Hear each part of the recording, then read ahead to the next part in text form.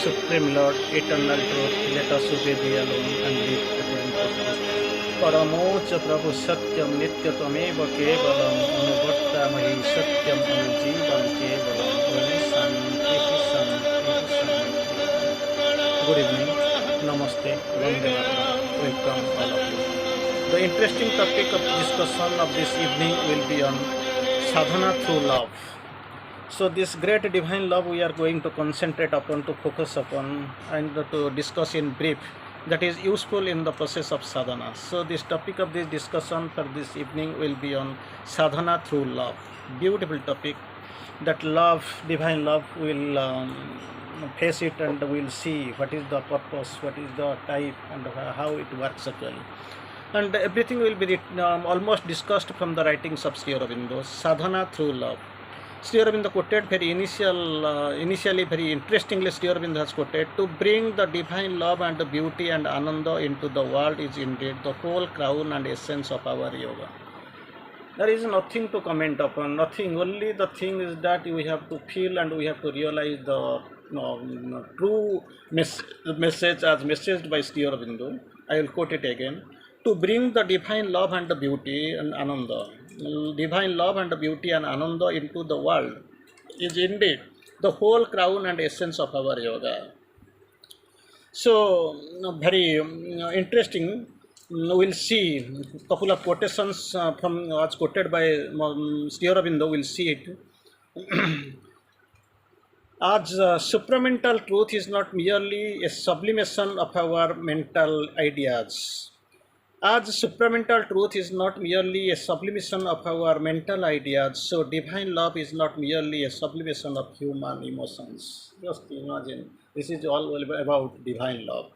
It is a different consciousness with a different quality, movement, and substance. So it is nothing with the mind and the surface love, but a perverted love, perfected human love rather. This is a divine love, Sri Aurobindo quotes upon. Then next line, Sri Aurobindo very interestingly, Sri Aurobindo very focusing in a very right manner. If it, the divine love, exists in itself and does not depend upon the outer contact or outer expression.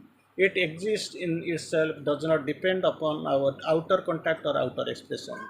Whether it shall express itself outwardly or how it shall express itself outwardly, depends on the spiritual truth that has to be manifested. Though, so this about this manifestation, this depends upon the spiritual truth which has to be manifested. Everything outwardly or inwardly, it depends upon. It depends upon.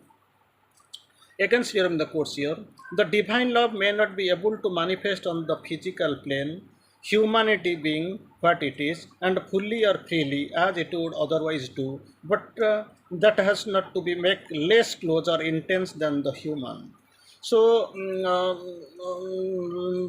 here in the quotes very very interesting way, of course. Certainly, it is without the confusion and disorders of the present lower vital nature, which it will change into the something entirely warm, deep, and intense. That transformation, that change is also required, which needs to be entirely warm, deep, and intense. But that is no reason for supporting that it will lose anything that is true and happy in the elements of love. So again, here in the course, love can't be cold. For there is no such thing as cold love, because this cold love, there is nothing, no such word as close love. But the love for which the mother speaks in that passage, that I heard the question, is something very pure, fixed, and constant. It is not pure. It is not cold love. It is rather pure, fixed, and constant love. Sri Aurobindo tries to explain.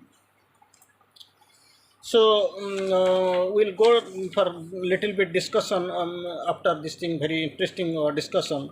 Generally, when people speak of vital intimacy, that's for that human love and all. When people speak of the vital intimacy, that means something very external which does not need to be brought down, since it is common in human life. This is it is perverted. It should not be discussed. It not must not be brought about, because this is common in the vital human life, when it is very much existing in the vital level. If it is the inner vital intimacy, again still starts with if it is inner vital intimacy with the divine, in this vital intimacy, inner vital intimacy, if that is attached with the divine, then of course that makes the union more complete, provided it is based on the psychic. It must be a psychic one. Then this attachment should be this with the divine, so that this will be a psychic love. It is completely totally, it is of higher consciousness, and it is higher up from that, different from this lower vital. When the vital joins in the love for the divine, another attachments here in the course here. When the vital joins in love with the divine, it brings into the heroism, enthusiasm, intensity, absoluteness, exclusiveness, the spirit of the self-sacrifice, the total and passionate self-giving of all the nature. It is vital passion for the divine that creates the spiritual heroes, conquerors, and the martyrs. I think this is the greatest message I have ever discussed here. Very interestingly, here in the course, if this attachment is there, this vital is much more attached to the divine, then what will be the change, and who will be the what will be the outputs? So just we'll discuss it again.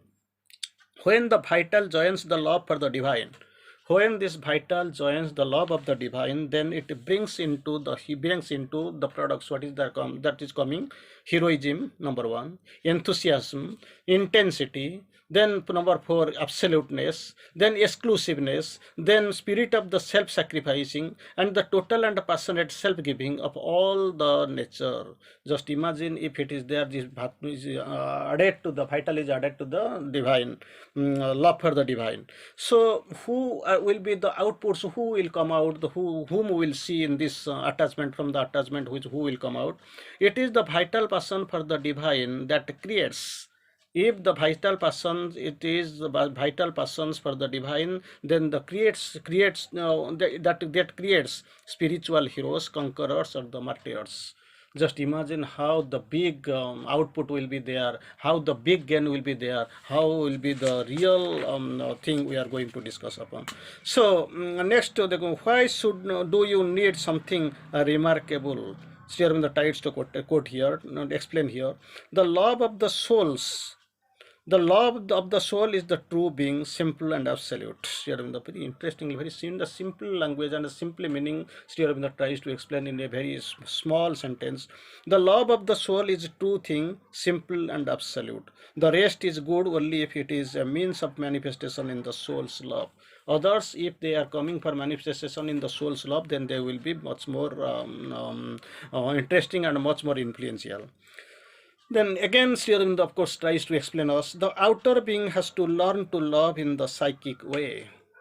So it indicates that, and of course we know the outer being is its love is only in the outer way, the human, that perversion, everything is there in that way.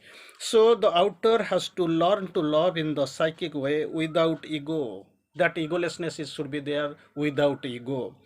If it loves in the egoistic vital way, suppose without the getting rid of the ego, with the ego it is love. So if it loves in the egoistic vital way, then it only creates difficulties for yourself and for the sadhana and for the mother.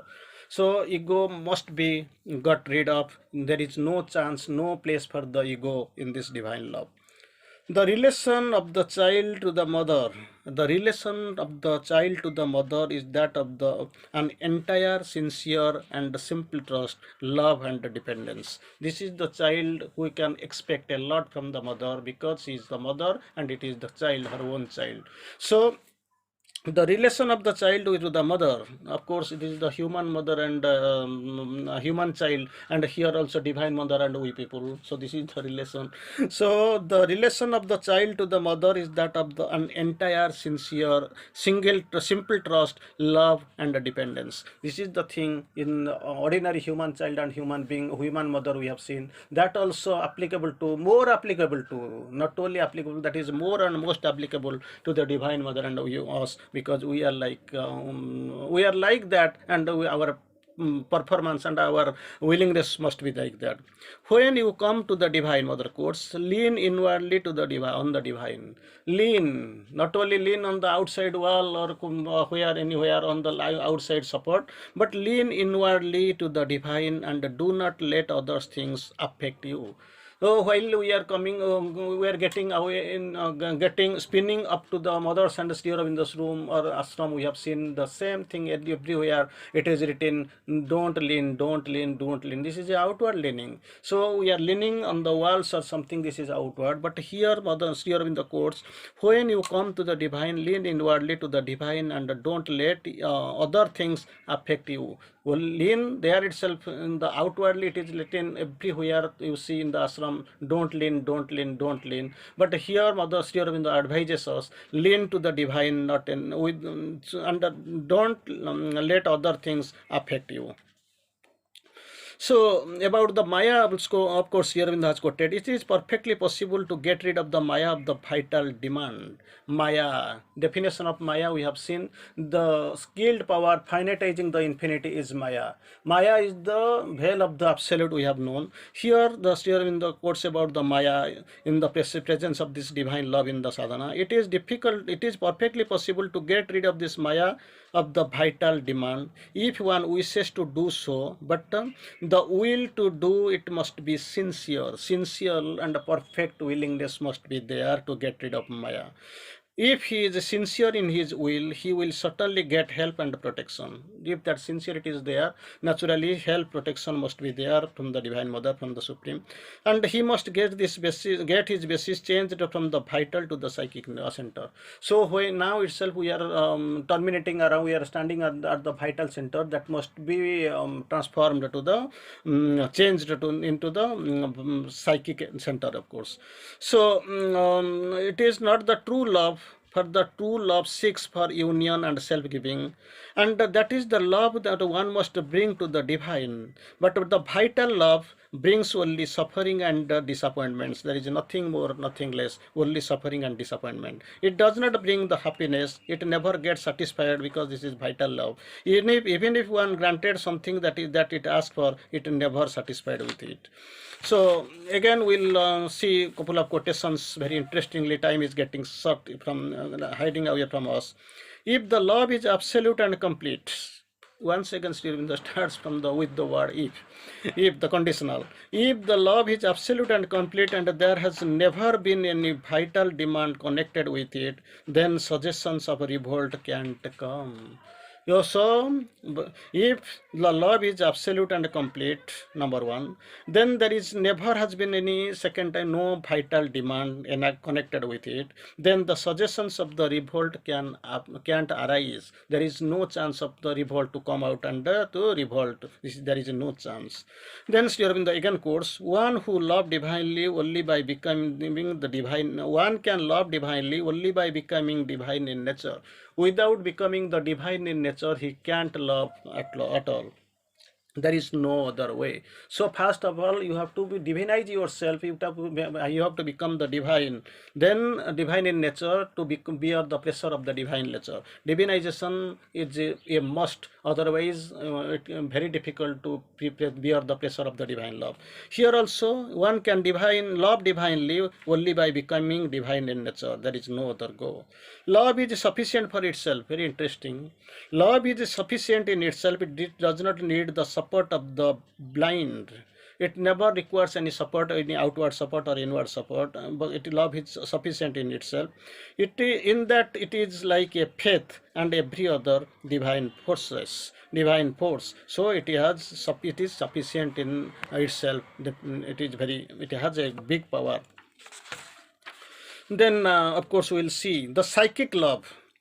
The psychic love is pure and full of self-giving without egoistic demands. So very interesting. The psychic love is the best.